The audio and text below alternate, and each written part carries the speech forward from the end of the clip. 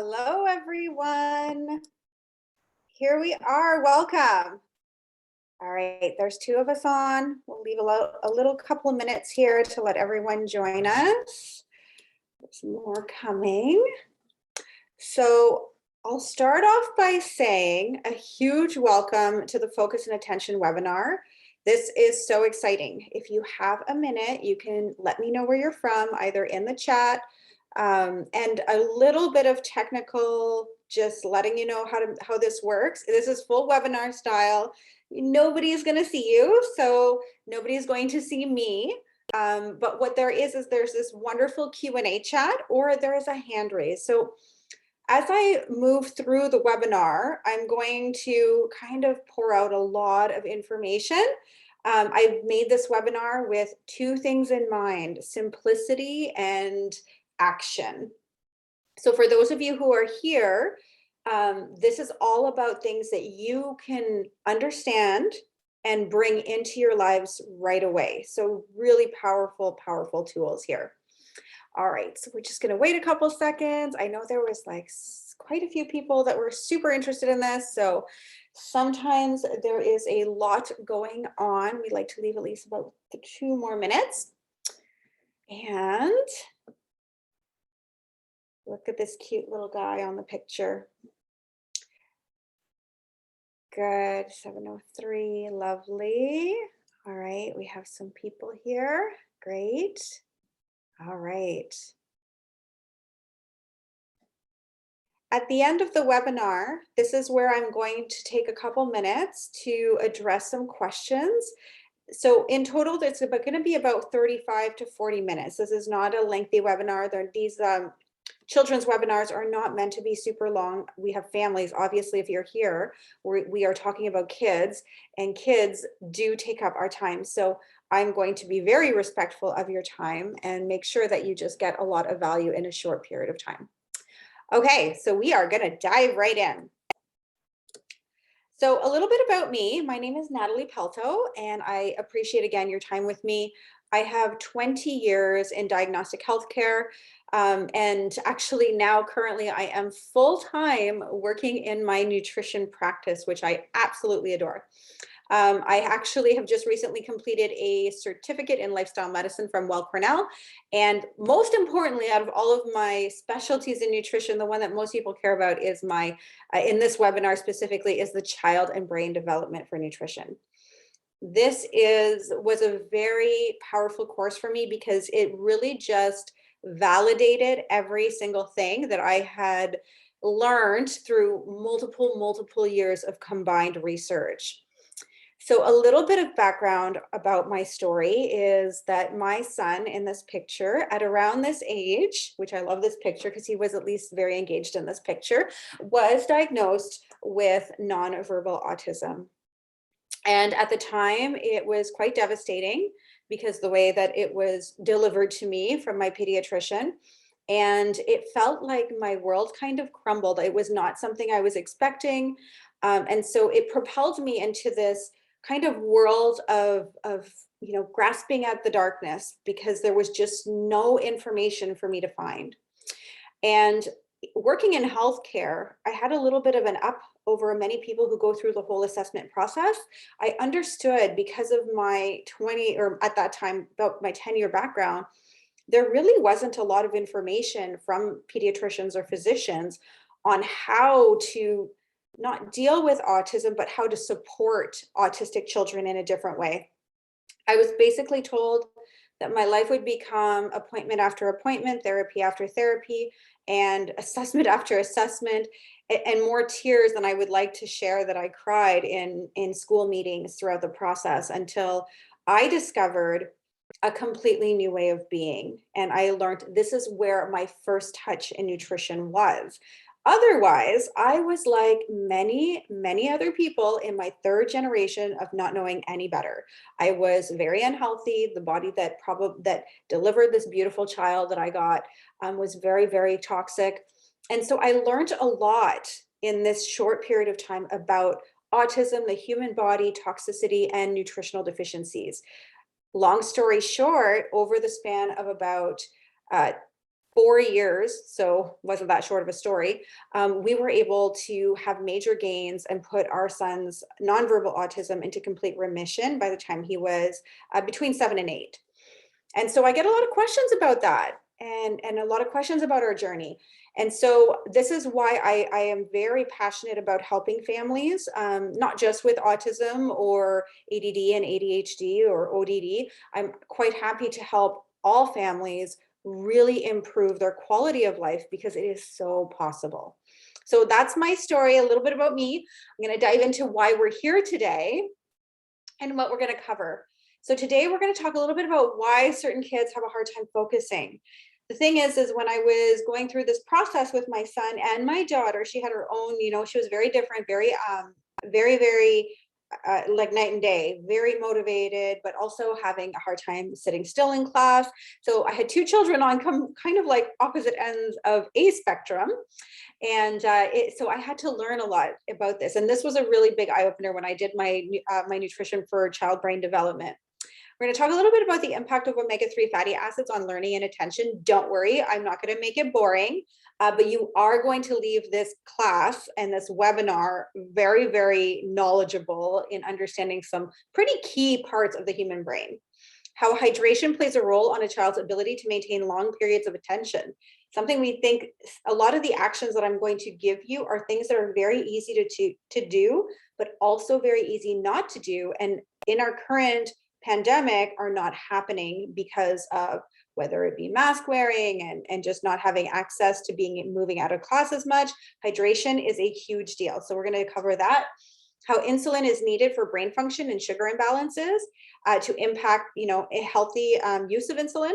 And then which foods are the worst for paying attention and focus, and which foods are good choices for breakfast and lunch. Because I also am supporting teachers today, this is something that can be brought into the school setting, because oftentimes schools will provide certain foods for children who may not have enough, or who maybe just ate their, like, I don't know if you're like me, but my kids sometimes eat all their lunch, sometimes don't eat all their lunch, even if it's the same, just depending on their hunger and activities of the day. So sometimes schools have these extra snacks, and some of them, for the most part, from what I've seen, they try their best to choose healthy snacks, but this is a really, really important area that we can always improve on, is knowing what choices we can make to keep the child at attention and happy and focused and self-regulated, and the teachers' lives so much easier, right? So we're going to dive into omega-3 long-chain fatty acids. What is this thing? Is this something we need to supplement? No. I'm going to talk to you guys a little bit about omega-3s and how to get them in foods. Really, it's not a talk I always have, but I think it's really beneficial because omega-3 long-chain fatty acids are needed. Okay, they are needed. They are needed to better the child's blood. So the better a child's blood levels of omega-3s, the better their level of serotonin. That's the happiness neurotransmitter. And so that means that they're going to be much more likely to be joyful. It helps to build the brain's receptor sites for serotonin. Okay, and I'm going to explain how that works in a minute, and helping to improve its reception and effect. Okay, so several studies, like lots of studies, have shown the role of the active omega-3 EPA and DHA. Don't worry about that jargon. And improved mental health to reduce symptoms of depression and bipolar disorder. And in contrast, omega-3 deficits have been associated with mood disorders such as anxiety, depression. And this is something that we're seeing more and more in our children today. If you did not know, the most prescribed medication currently for anxiety is actually between the ages of 4 and 6. Might be a big eye opener for you guys. But this has been a fact since I actually used to teach about essential oils a lot. That was a statistic that had come out about 5 years ago. So that's a big deal. So let's talk about everything I just said, but make it kind of fun. So this is a neuron connection in your brain. Wow. See how they don't actually touch? I like to kind of compare it to Thor in when we're talking about, especially with kids, Thor in the universe of Marvel and all that. So basically it's like this electrical current that goes from one end to the other, but what's in between that are actually chemicals. The chemicals that are going in between all these little dots here, these are providing a signal. So when we have children who are not able to pay attention for long periods of time, there is often either a disconnect. There's multiple things that could be happening. A disconnect is one, or there could be something that's impeding the connection. So something's there, like a barrier, things like trans fats, things like eating fries from McDonald's. These are things that could impede this barrier. So that's a really big deal, guys. So when we understand, this is what we call synapse. This is what is happening when a child is looking at a teacher and receiving information. And so over time, our synapse becomes very, as our neural pathways are connected and they get really strong. I like to pretend like Thor's hammer means that it knows exactly where to shoot. And it does it so many times that it's almost like it happens without thinking. But at the beginning, as we create neural pathways as children, we need to give it everything that we can to create this very powerful connection. And so these receptor sites are actually, this is where it gets good. What makes them, what they're created from, is omega-3 fatty acids, okay, which we can find in food. How amazing. So the foods that are very high in omega-3 fatty acids that are supportive to this kind of really powerful connection are things like fish, like salmon is one of them, but you can also get it for my vegetarians and vegans. And a way to sneak them into your child's food is from plant sources, is you can get them from things like seeds and nuts. You don't want to go too crazy on those, but you want to make sure that they are incorporating them in their day to day, like every day, a little bit of nuts, a little bit of seeds. You can throw them in a smoothie. There are so many powerful ways that you can incorporate omega-3s. And when we get them from plants, there is a little bit more of a conversion. We have to, those little words I said, don't worry about them. Well, when we ingest it from plants, it actually comes in a different form and our body converts it. The thing that's nice about salmon, it's actually already pre-converted by the fish for us. You can also get DHA, and the important kind, you can actually usually get those from fish oils from the market. You can also get it from the vegan fish oils from the health food store that generally will have algae, because that's what the fish eats. Kind of interesting, right? How we have that much empowerment. Now, often children these days don't like fish. And it's no surprise that when they start to incorporate it and find different ways to either incorporate seeds or any of the foods that I just mentioned, they start to really see a change in their ability to maintain focus. It's like things fire off a lot quicker. So now we're going to talk really deep and dive about the two things that are generally the cause of the inability to maintain attention for long periods of time. Not that we expect, and let's be real, we do not expect our 2 to 5-year-olds to 7-year-olds to 8-year-olds to really 12-year-olds to be sitting down and paying attention for hours and hours on end. That is not the goal. But we want our children to be active and moving and getting, a lot of their energy burnt off as well. This is important for all parts of health. But for them to sit for 30 minutes at attention is actually such a gift, because they can maintain focus and absorb and have that really powerful neuron connection happening. Memory is impacted this way as well. So although long chain fatty acids are necessary to raise a child's IQ, you may not have even been introduced to the idea that you can actually have impact on your child's IQ now. So you can make your children smarter by giving them what their body needs to create those really strong neural pathways. Okay, there are two main components that are the highest influential factors on concentration and ability to sustain undivided attention, and they are appropriate hydration and blood sugar imbalances. We're going to dive deep into each one of these so that you feel like when you leave this webinar, you can put these into action really quick. All right, did you know that children are at higher risk of dehydration, particularly babies and infants, although currently in our school system, also very, very likely to be getting dehydrated because they're sensitive to even small amounts of fluid loss. If left untreated, severe dehydration can be serious and cause brain damage, seizures, and even death. I'm not saying that to scare you. I'm just letting you guys know that the child brain, because of its extra needs, definitely needs to have a little bit more intention when it comes, like we need to be a little more intentional when we want to make, we want to bring it in water for them. Okay, so with masks, because what we drink matters, we were going to talk about that too. So with masks being mandatory currently, our children are having fewer water breaks. From what I hear, this is not a mask debate. We're not even going to go further on that, but we all know, as even a parent, if you're working in an environment that you're wearing a mask all day, we tend to drink much less. It is no different for our children. So we just need to be working with the systems that we have and just making sure that they're still getting the appropriate hydration. It really helps everyone. So let's talk a little bit about water. That's like, water is needed by the brain to manufacture neurotransmitters and hormones. The hormones are what keep our children both self-regulated emotionally and also at attention. And our brain is actually about 73% water. That's a very large amount.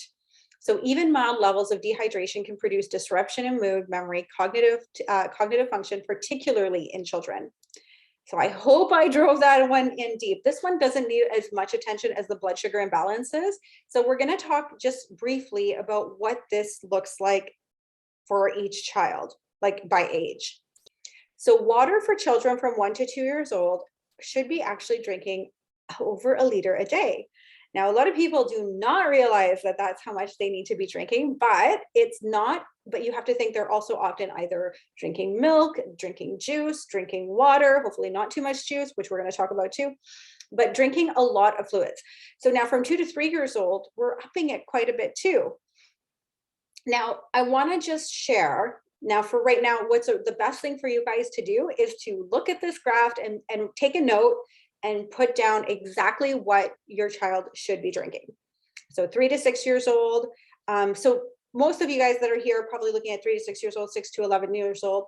1.5 liters. When I saw that for my own daughter, I was just floored, because I was like, wow, she might drink like a glass of water in the morning. And that wasn't unusual for her friends either when I saw them.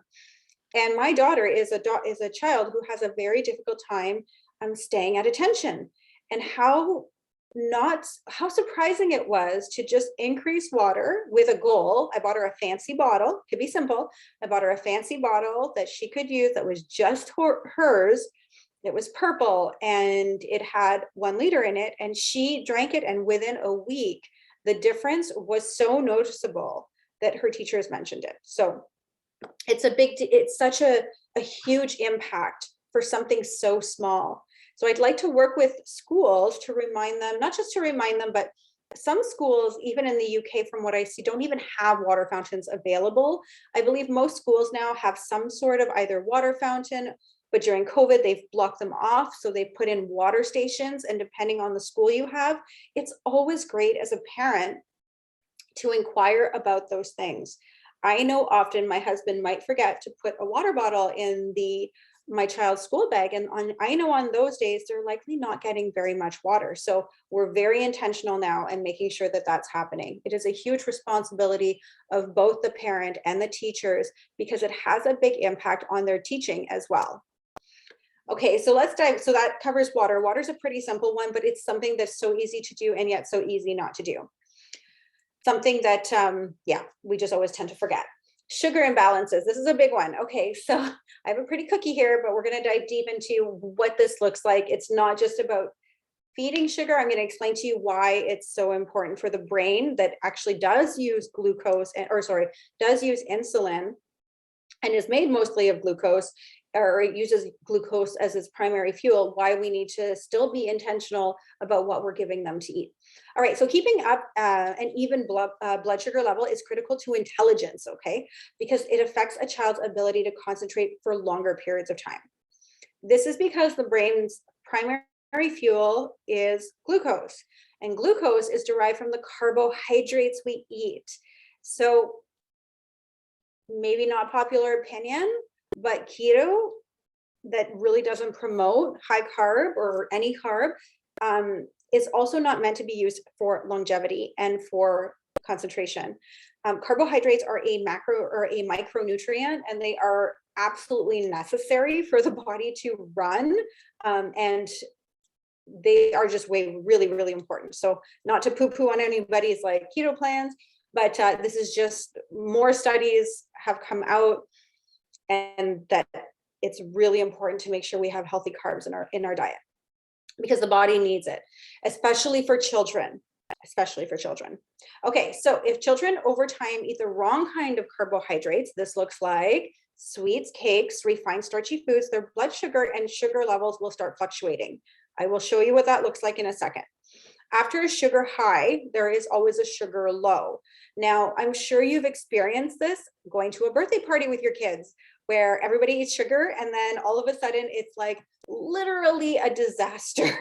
And there's kids, like I remember we used to always go to the bowling alleys, and then there's kids like trying to bowl. They can't even bowl a full game. They're like under the chairs. They're doing all kinds of things. And my children, and I always remember how many people have come to me and told me, I can't believe how well behaved your children are.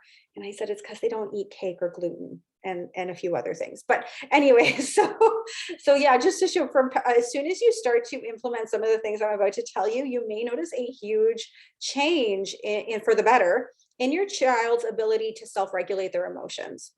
Okay, so it's so important for children to eat low sugar releasing carbohydrates, also known as low glycemic foods. So if you've never heard of the glycemic index, the beauty of this graph, and this is something that when I work with families, which I work with families, quite often is one of the things we will tackle right away, is making a grocery list based on the low glycemic index.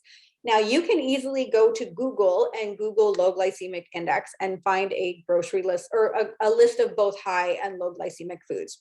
What does it mean? So we're going to talk about this glycemic index for a second.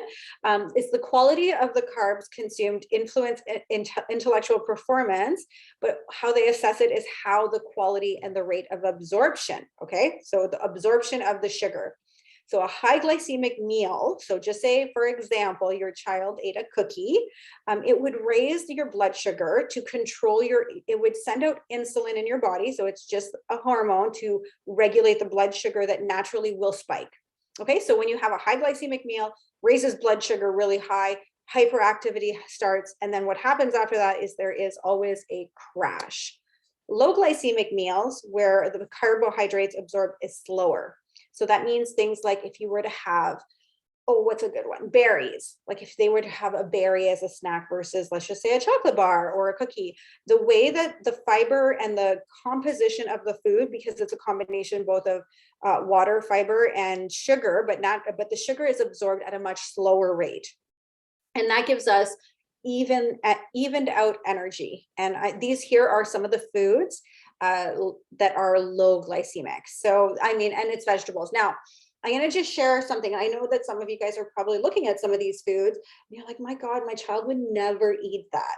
So this is not a picky eating webinar. I do the picky eating webinars, and it is something that I work one-on-one with families to overcome, because neophobia and picky eating is something that I definitely have a ton of experience in. So I promise you, all children can eventually eat that.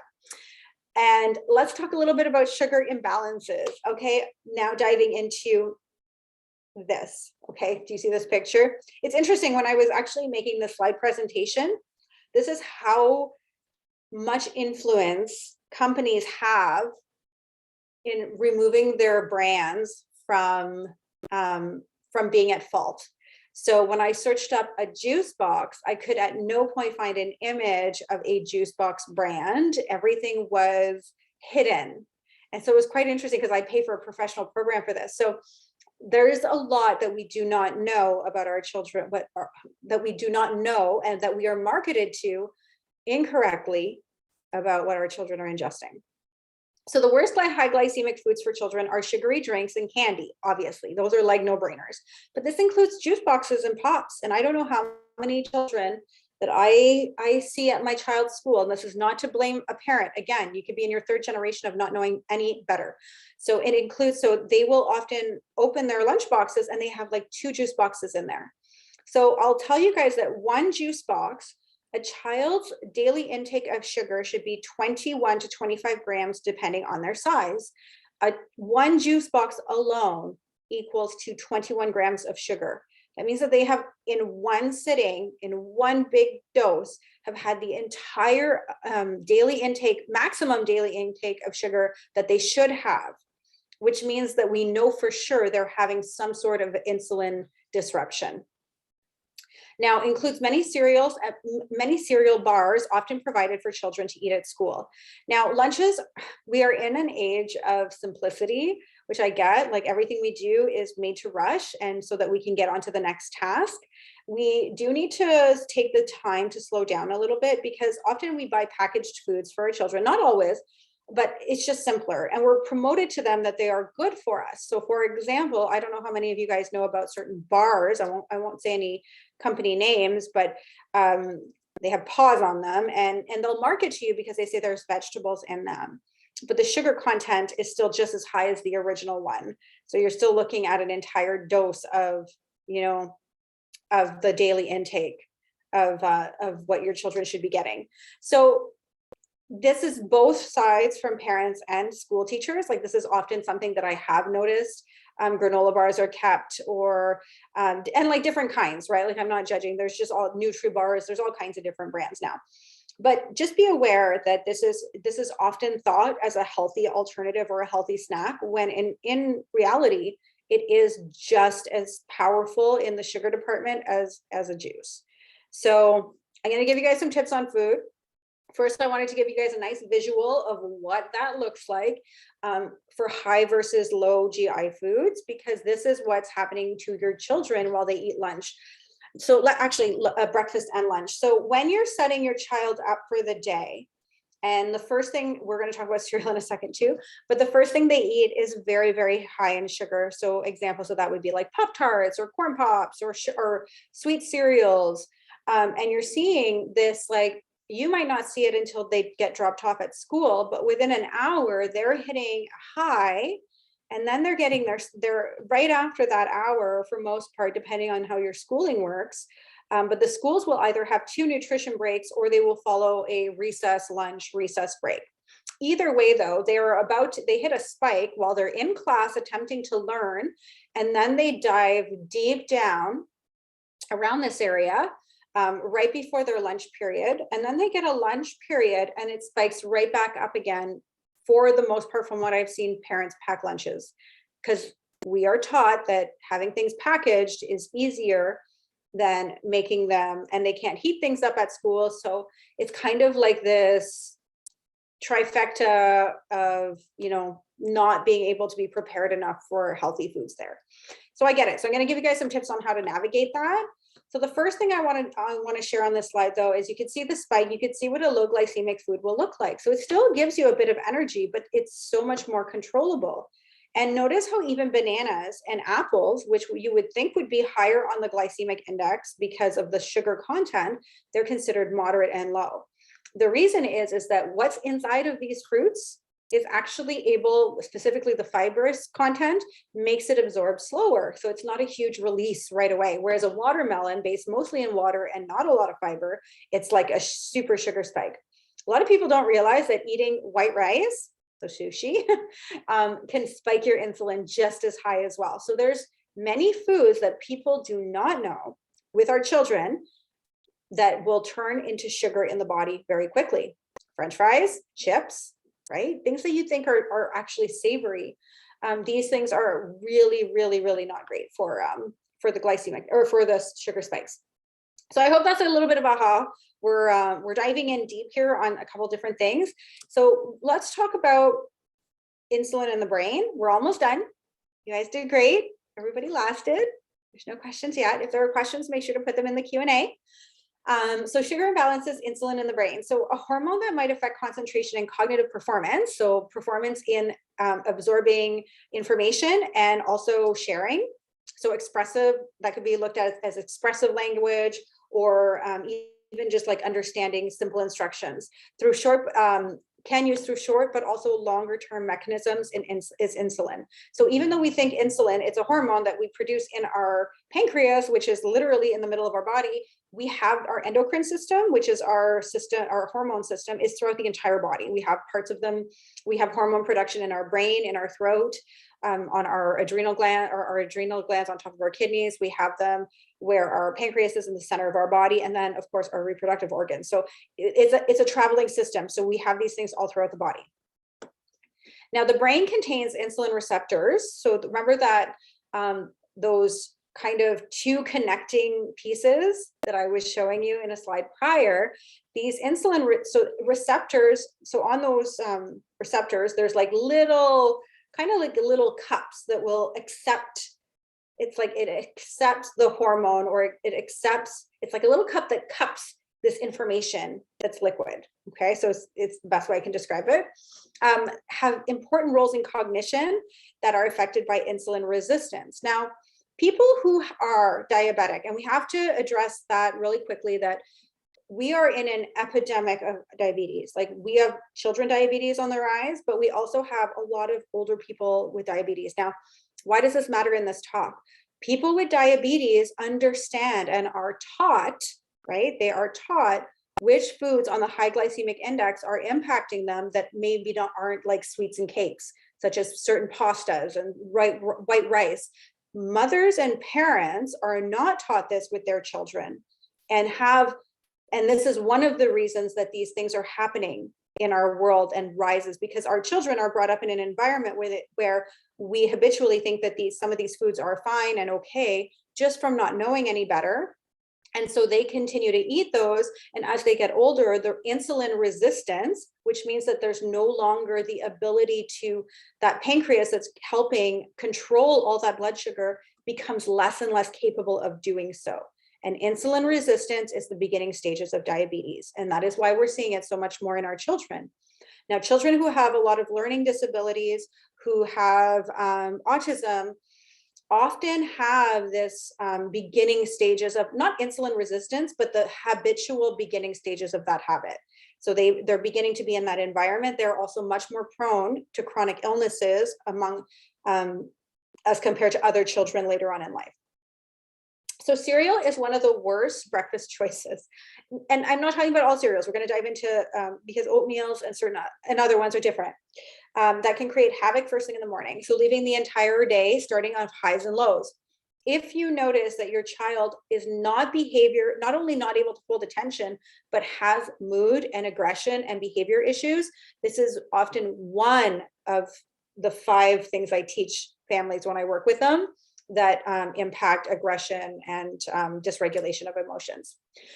So sugar imbalances, these 3 popular cereals have more sugar than a child's daily intake should be in just 1 serving. This also includes fruit juices. And nobody usually thinks of Frosted Flakes, because when you eat them, they actually really don't taste that sweet, but they actually have 35 grams of sugar in them per bowl. And then, not to mention, you generally put milk in there. Dairy has its own amount of lactose, which is a sugar in the milk. So there's still like an intake, quite a big spike there. Corn Flakes, Cocoa Pops, these are just like the 3 top ones that I know I'm throwing some companies under the bus, but I think it's important to know that there's a difference. Like, most people would know that, not Cocoa Pops, sorry, Corn Pops. But most people would know that Corn Pops is very high in sugar just by eating it and seeing it. But Frosted Flakes, for some weird reason, people often would think is a better choice because of how it's marketed. So just be very, very conscious of looking on the side of the box of cereal to see what the sugar intake is. Okay, so what should we eat for breakfast? What are great options? So I don't want to leave you guys thinking that you guys are doing all the wrong things, because you're not, especially if you were doing some of the things prior and you didn't know any better. Now you do. So now we change what we do. So what should we eat for breakfast? Well, one of the lowest GI breakfasts is actually porridge oats, and particularly steel cut. There are really easy recipes.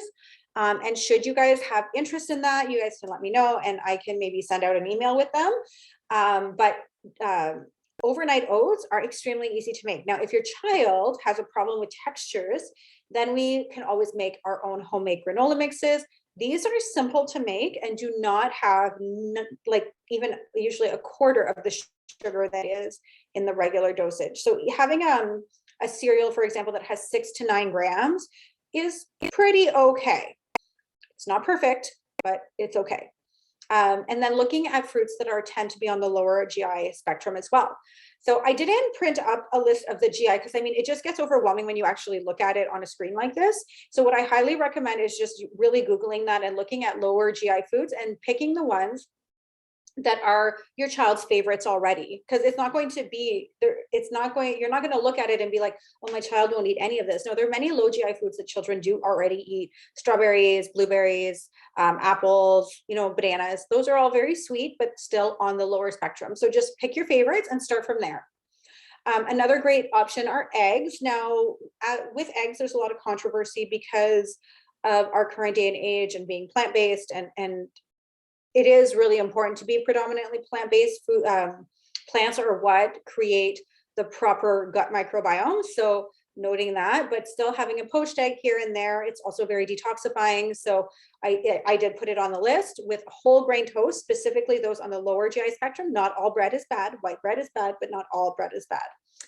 It is a great low GI option. And then natural yogurts, which you can sweeten yourself with a small amount of whether it be, I'm losing my voice, excuse me, but whether it be with maple syrup, a dash of honey. I recommend maple syrup over honey.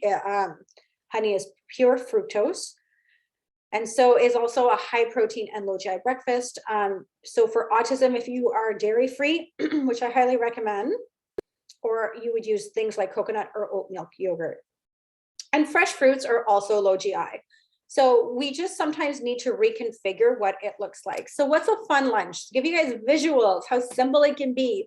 So some people are so used to seeing a lunch a certain way, but really what we just need to wipe our minds clear and go in with like jumping out of our box, we'll say, and not letting that box kind of stuff us in, is that our children don't really generally like it simple. Both of these are actually okay. I'm not a big fan of these crackers in particular, but you can easily find a low GI cracker, such in the health food aisle at any grocery store, that most kids will be similar to this, but with much better ingredients. It was just a really nice image of what we call our platter foods for my children. My children go to school and they like platters. So we have a couple different containers with just very randomized different types of foods like this that are equally balanced, fruits and vegetables, and then some sort of protein, depending on what's allowed at your school.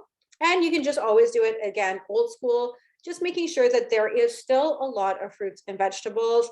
Water should be the drink of choice. If you're going to do a sandwich, obviously I know most places don't do peanut butter, but making sure that your bread is not white bread. I really wanted to give you guys this idea that it still can look beautiful and colorful. And I can tell you that your children love color. We are geared as humans. We see the spectrum of light better than animals. And we see it so that we can be attracted. We are meant to be either omnivore and mostly predominantly plant-based. That is why our vision sees color, because fruits and vegetables in nature are colorful, and so they attract us. So unlike our carnivore friends like dogs and cats that see in black and white. Pretty cool, eh? So that's another thing to note, is that we are hardwired to like to eat things that are colorful. And that is it for today. I hope that this gave you guys a lot of insight. I hope that you enjoyed this webinar. I'm pretty sure I was very good and I kept it to my 40 minutes. If there are questions, please feel free to put them in the chat or the Q&A. If not, I highly recommend, I'm going to leave this on the screen for a sec, for you guys to scan my barcode. I kept everything simple.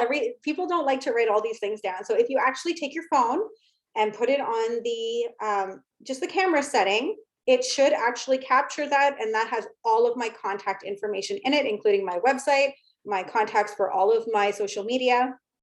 And I also put my email on there should you want to contact me and get a hold of me.